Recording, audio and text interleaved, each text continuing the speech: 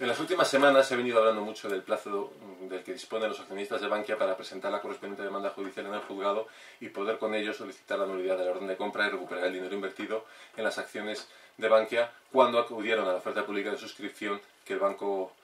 presidido en aquel momento por Rodrigo Rato decidió sacar esos títulos a la venta.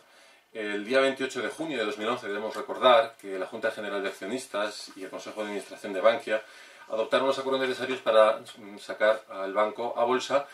principalmente como una medida para conseguir reforzar un capital que hasta ese momento estaba muy diezmado y que es algo que en este momento es cuando hemos conocido.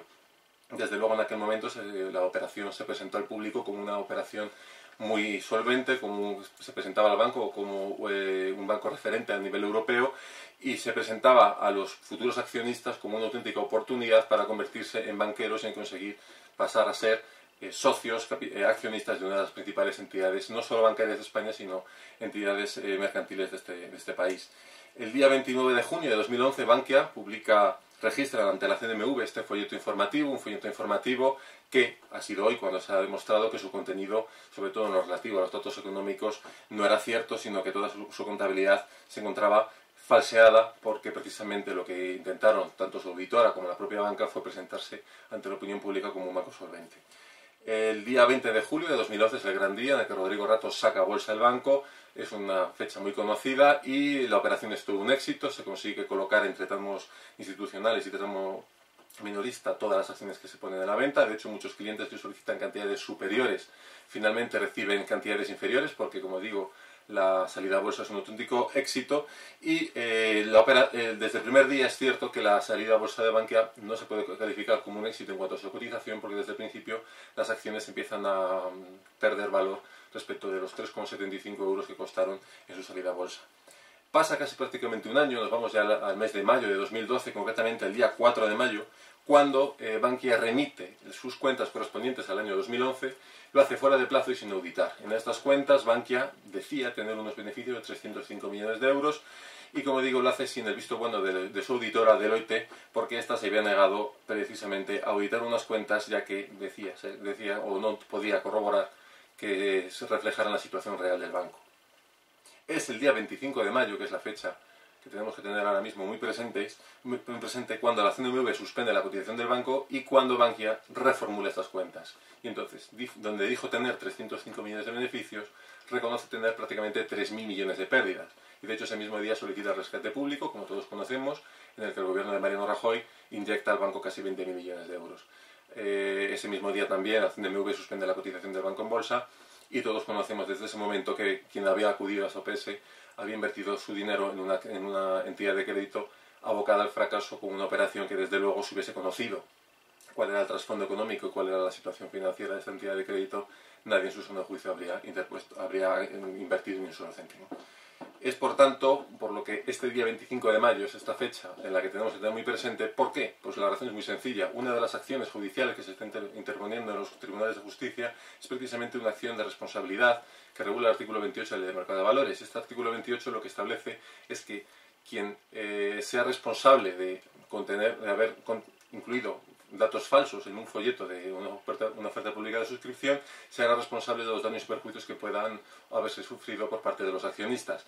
Y dice este artículo 28 que este plazo de 3 años empezará a contar desde que el accionista pudo conocer que los datos del folleto